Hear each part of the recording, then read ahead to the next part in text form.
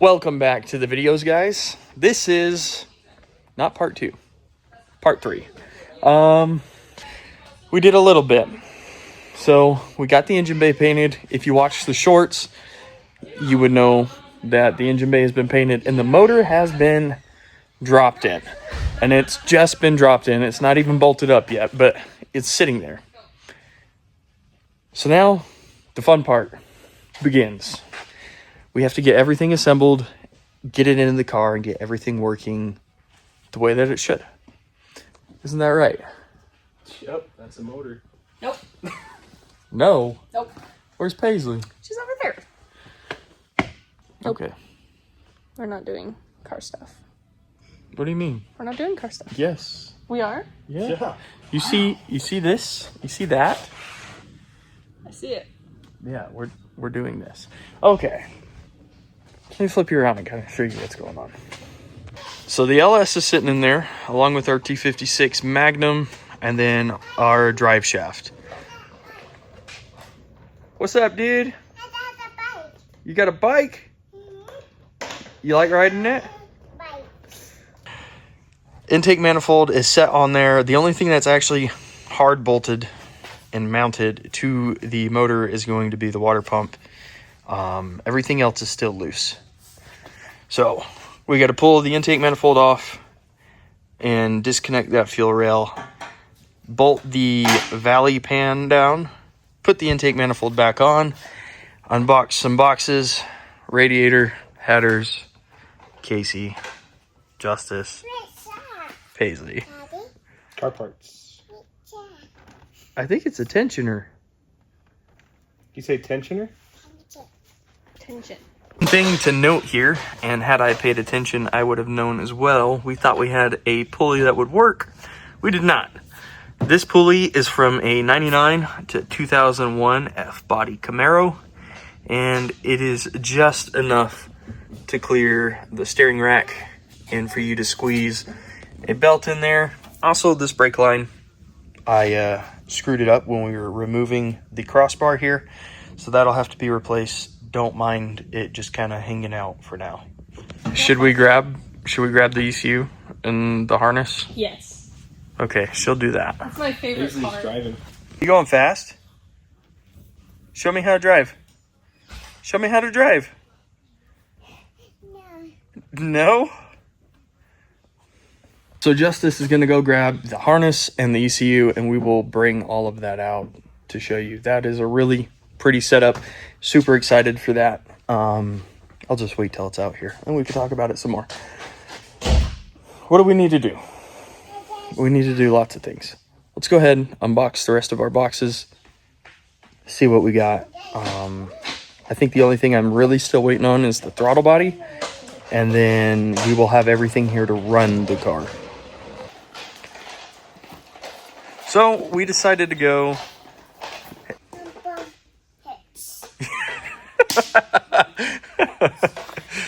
Bum hit. Your bummer hurts? You can go get your scooter. She has a little princess scooter, and she's absolutely loving it. Obsessed.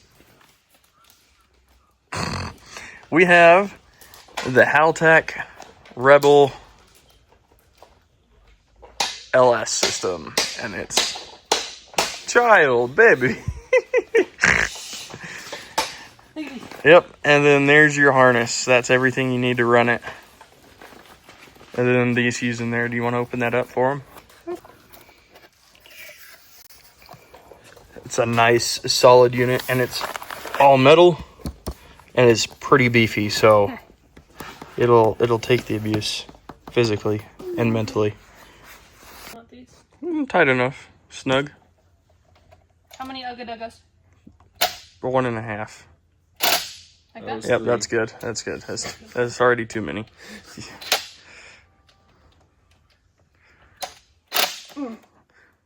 What is your deal? I don't know. Somebody gave her the gun. So we're putting the valley pan on right now. Then we can drop the intake on. I am going to vacuum all of the aluminum up first that is from tapping a water port nipple in so that guy can breathe.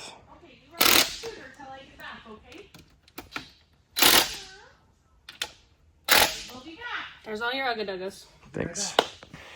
Now that we got that vacuumed, Valley pan is bolted up, we can go ahead and remove the duct tape or the painter's tape because intake manifold is going on. What are you doing with my pipe, P? You moved it. What is that for? Satisfying. ASMR. Nice. Come on. Throw it. Can you throw? Come on. You got it. Thank you. POV. Austin likes to throw. Nope. Throw your back out. So, we can now take this beautifully dusty intake manifold with our lovely radium rails. For this, what I did was I got the LS kit as well as the S2K kit. That way we could convert the factory hardline from the hardline to -6 AN to the fuel rail. So merging both the LS and the S2K fuel lines, we got our fuel system. Yeah. Hopefully this stays on. We don't have to take this guy back off. Make sure all our gaskets are there. That one's about to fall out. I got you. I got you. Here you go. Thank you so much. You're so welcome. You're the best. I know. Please? What? What? Sorry. Please? Yeah, okay. This is why I said you're not. What? What am I catching on? Oh, there she goes. Oh, nice. Go ahead. Looks good. Zip this guy on there. I think I'm missing 1, 2, 3 intake bolts. So we'll go find those. Zip this guy on. Get it mounted up. And then what we'll do is probably break out the Haltech and kind of get a run through of the wiring. See where we want to route everything. And I think that'd be a solid start because we're going to have to drill into this freshly painted engine bay. So now that the intake manifold is on, minus a couple bolts, we have them on order. Let's go ahead, break out the Haltech bag and take a look at the harness. Show you guys what all that is. So this is a really, really cool setup. Very modular. If you wanted to change things up on it in the future, you can definitely do so. It also can distribute power on its own to things such as like your radiator fans. You can set up temperatures and have it do all of that for you instead of running separate relays with separate temperature sensors. Let's go ahead, break this open, take a look at it. This is our wiring harness, and this is really cool because you get a bulkhead that goes straight to the firewall with a grommet. Everything is nicely wrapped and labeled. You got a CAN harness. These 3 are going to go to your ECU. This is all cab side. This will be wired up into, I believe, ignition, fuel pump. This is fuel pump. Let's see. This is inputs, outputs, ignition, master switch. So this will be wired into your 12-volt key on, I believe. Work our way down, and this is going to be everything that actually runs your engine. And not all of it will be used. It will be dependent upon your setup, your situation, what all you're running. AX25 plus fan. This is going to be our fan, which is something I was talking about earlier, being able to switch the fans on. What's up, baby? Switch the fans on at your desired temperature. And then this is everything else. Engine side. This is going to be all your sensors. Looks like there's a ground right here. Cylinder head ground. So we know this goes to one of the cylinder heads. And yeah, we'll get this ran through the car and start routing it. It's a lot. Is it? So why can't we drill the hole yet? Because I want to make sure everything reaches before we just start. I feel like we just should. What are your thoughts? What are we thinking here? What are we thinking? Show the camera where you want to put it. That's not the firewall. Somewhere. Maybe over there. You're gonna catch it on fire again? And No. maybe over here. We'll see. Like he said, he wants to route it out, see where all that's gonna run. We'll probably end up putting it on the passenger side if we can, to keep as much space in the driver's seat for our feet. Even though I don't have a lot of length here. He fits relatively well in this car. Yeah, this car was made for me. I got caught. So there's conveniently a hole already right here. Well, I did drill that hole, but yes. Oh. It wasn't factory. Well, I don't think he was intending to use this hole for that, but we're using it. Intended for a harness, but not this one. But it worked. It did work. We got Justice pulling everything through. Austin feeding it through the wheel well. All the stuff that goes inside is already through the hole. Yeah. And Trying to then give you more stuff. all this spider web here is eventually going to be organized into the engine bay.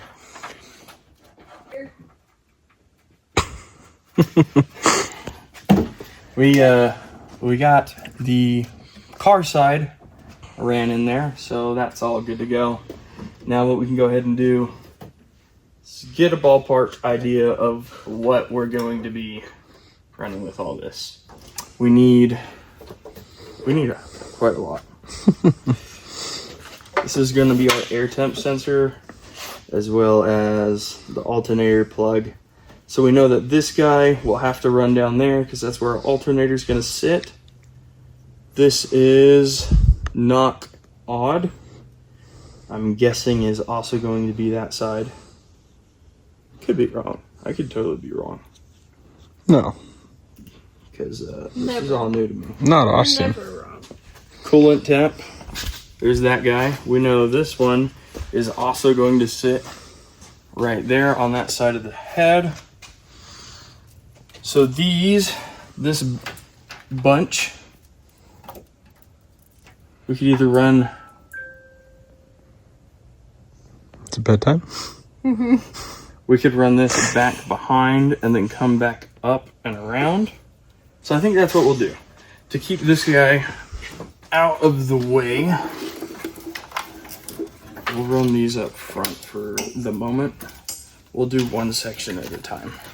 Oh wait, there's more. But wait, there's more. Ignition, odd. I don't know which one. That's our throttle. And then there's our ground. Okay, so. Queso. That's Queso. cheese. You win. Tea, time for tea. All right. That's going to be roughly that side. Right on top of the intake. Yep. This is going to be our ignition. So coil packs. We'll have that guy sit right up there. That's roughly where that's going to be.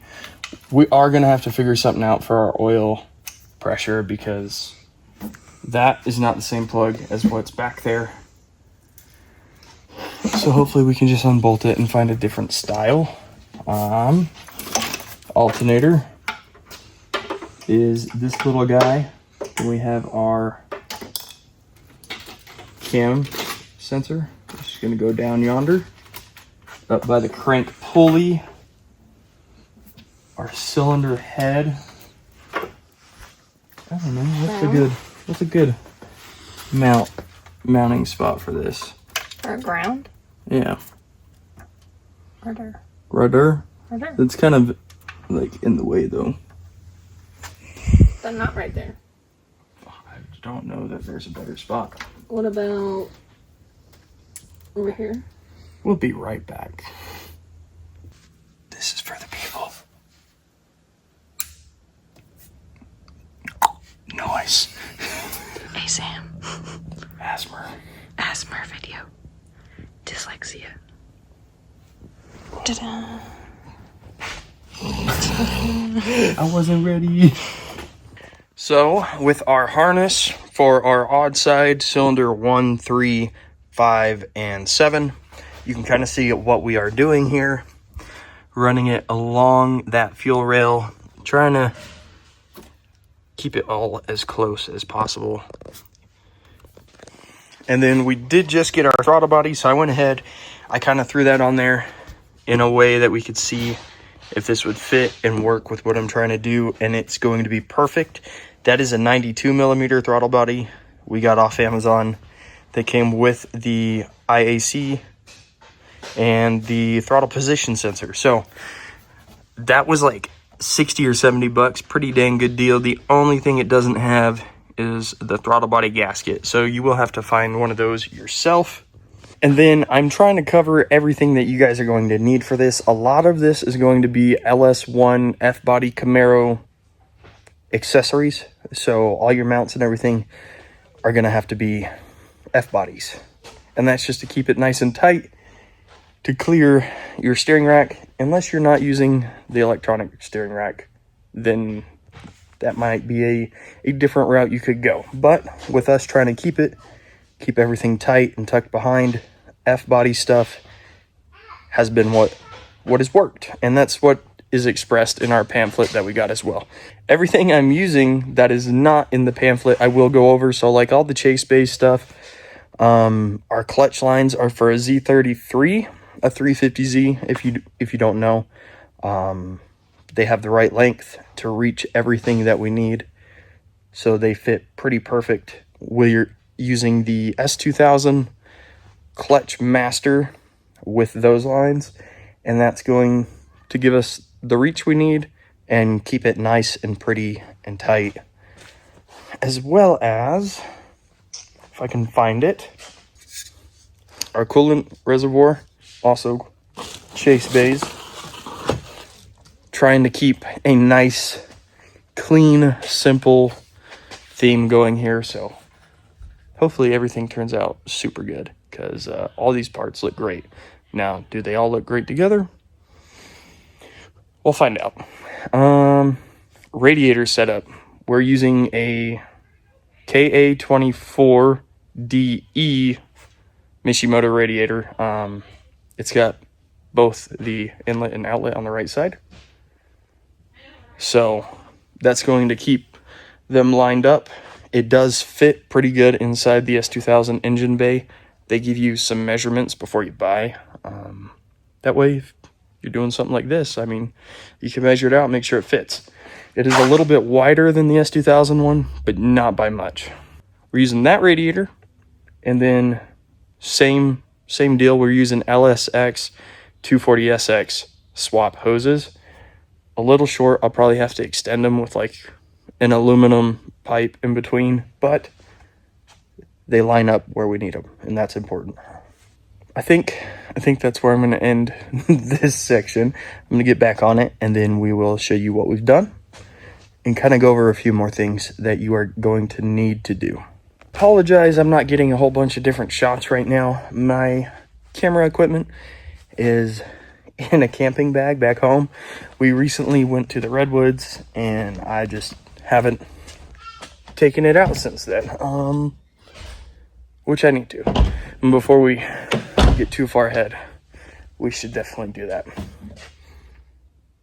Let's put the starter in, and we can show you what you're going to need to do. And this is iron block specific. You will have to drill out a hole for the upper alternator bolt. So I'm going to have to drill into the block. Totally fine, not going to hurt anything. Just going to be a little bit of a pain.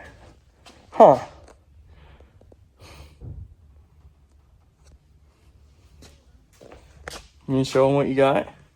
What is it? Check. I don't know. Forward. I don't know what that was. So those are going to be the two sensors you're going to want to plug in before the starter goes in. This one is going to be the most important. That's your crank. This one is a knock sensor. That one will be a little bit easier to get to, but once the starter is on, that one's going to be a pain in the butt. Trying to get this starter lined up has been a pain in the butt. So hopefully this last revision will be the one. Probably not, just my luck, but hopefully this will work. We're gonna go ahead and try and throw this back in. If this doesn't work, then we'll have to flip the faceplate around and see if we can find a way to orient this that way so it'll fit. This orientation also did not work, just like I thought. So take it out. I'm actually going to take the machined piece over there, make sure that that fits in between the block, the trans, and how the starter is supposed to slip in, and double check to make sure that's good. Well, starter did not work, so it's packaged back up. Gotta go ship it off and try another one. What are you doing, dude?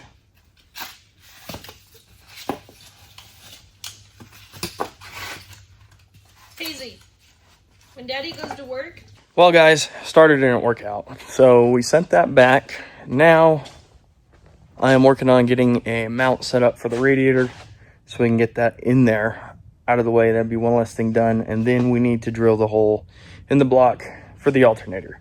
Kind of pushing it off because I know that that's going to be a process, but it has to get done.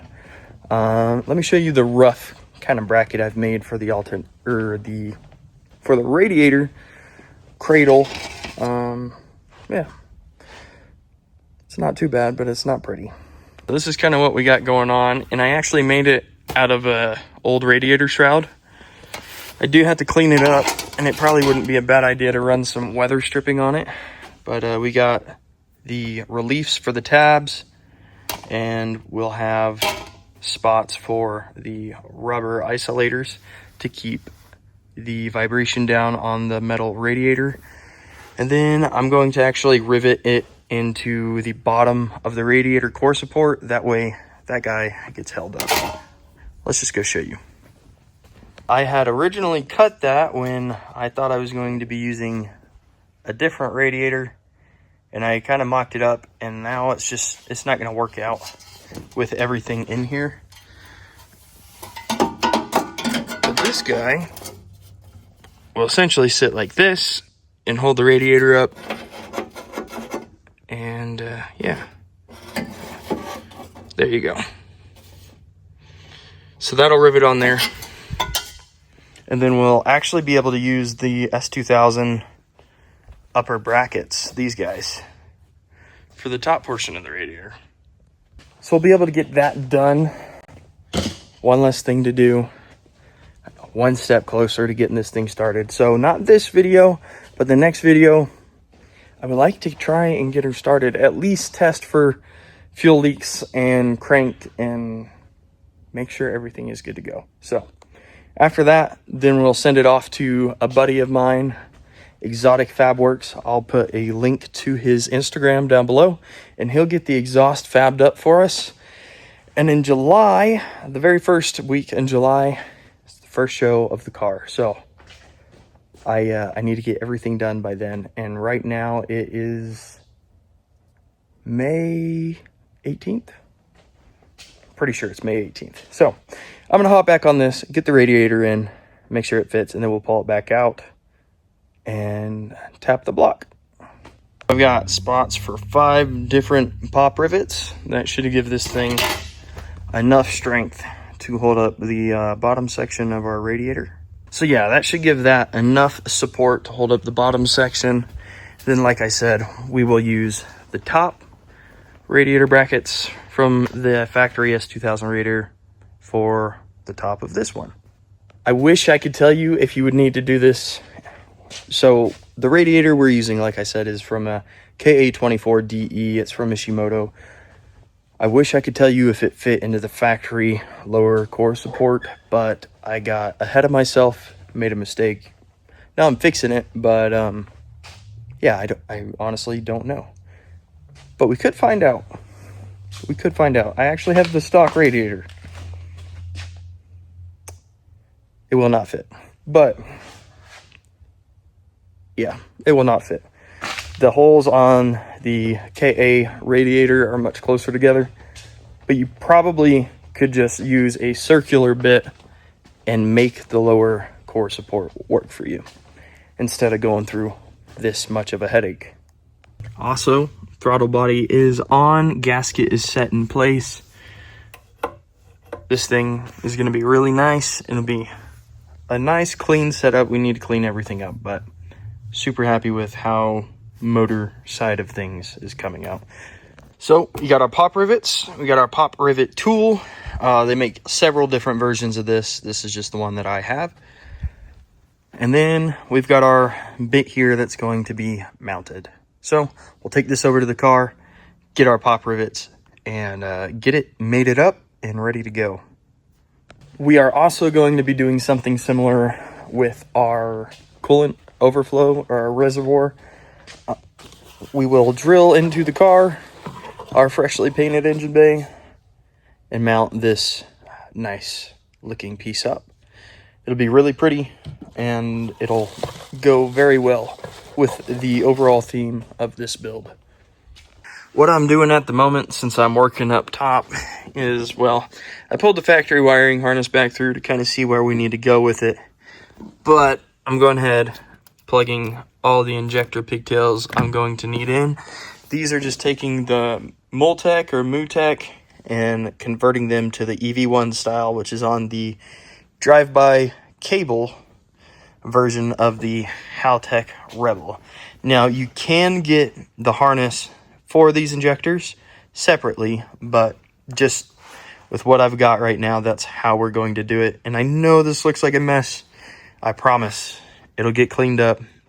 We'll get everything routed and make it nice and pretty. These adapters were like 10 bucks, 11 bucks on Amazon. Just come like this. You have to be super firm when you're pushing them on. Let's see if we can get it to focus. Right where the blue pin is, you're going to want to push pretty firmly on to get it to actually clip to the injector. Just something I wanted to make a note about is this Haltech harness is super modular. Wow. Just a little side note, I love how modular the Haltech harness is. It's very clean. If you want to change something up, it's really, really easy to do so, and they make it super simple to pick out what you need. Yeah. And like, if something happened to this car, like the 280Z, when that caught on fire, we would be able to just swap out the injector harness instead of having to rewire everything ourselves. I did kind of route things a little bit better, a little more clean. So I'm going to flip you around, show you what's going on there.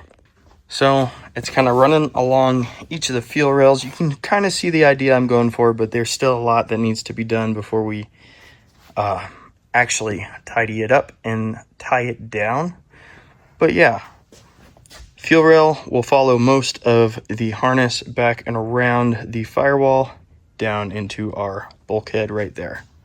And then that'll all feed into the car. I don't know if I want to put the battery in the engine bay or if I want to move it to the trunk, kind of how it was when I got it. I would definitely have to up the size of battery cable because when I got the car, I think it was ran with 4 gauge, if I'm not mistaken, and it had a terrible time starting anytime it got warm. Once it was at operating temperature, it was just a joke trying to get it to start. Well, I've put it off long enough. The last thing that we are going to do in today's video is tap that hole right there on the engine block for the alternator bracket. Like I said, if you have an aluminum block, you will not need to tap it. This is an aluminum 5.3, so you would not need to tap that in this case. Well, the bit was going in pretty smooth, and then all of a sudden We didn't have any resistance at all. It just decided it was gonna break. So now I gotta figure out how to get that out before we can keep going. This is why I don't like drilling things out, particular in iron. I just never have good luck. The aluminum, nice, soft, cut through it like butter. This stuff, not my forte. So now we've got our hole drilled. If you can see that, you can kind of get an idea of how this guy is gonna mount up. Still waiting on the alternator, so I can't do anything more with that. But I think this video has kind of gone on for a while. That being said, everything is in there for us to get started on the wiring. So that will definitely be our next video. If you guys are interested in following along, a lot of these series, or the series in particular, the S2000, it's going to be broken up into some parts. That way, if you guys are wanting to do this yourself, you can follow along and you can do that. So next video is going to be a lot about wiring, getting the battery set up where we want it, running the power, the grounds, getting that ran up to the front, hooking up the ECU, and getting that plugged in with our factory harness so we can kind of make everything work. We will be using our factory engine harness and our factory ECU kind of as a piggyback just for our dash, so we can have everything working like OEM. And you might be asking yourself, Austin, why don't you get an IC7? Why don't you get a Haltech display and make it work with the S2000? And that is a great question, because I spent way too much money on an ID4 motion display that looks so good. So I want to keep that. And along with that, getting the electronic power steering to work in my head is a little bit easier if we go this route, because if you don't know, the speed sensor, the tach, they run up through the display and then feed back into the car for the electronic power steering to work. And so that's a big reason of why I'm doing it like this. That, and then obviously the display, like I mentioned. Yeah.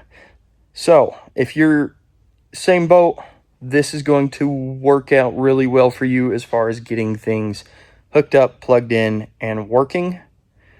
If you're going a different route, then, I mean, this isn't going to be, some of this isn't going to be necessary. That's a good way of putting it. So, yeah, we're ready to go for wiring. Time to start cutting some stuff up and making it work. If you guys have liked this video, go ahead, drop a thumbs up, subscribe, stay tuned for the rest of the series. This thing is going to be a riot. As of right now, it is staying NA, obviously subject to change in the future, but right now it's an NA 6.0. So yeah, I hope you guys follow along. If you have any questions, feel free to email me at octane.detailing91@gmail.com, or you can find me on Instagram at octanemedia, _octane.media_. So without further ado, thank you all for watching. I will catch you next time. Peace.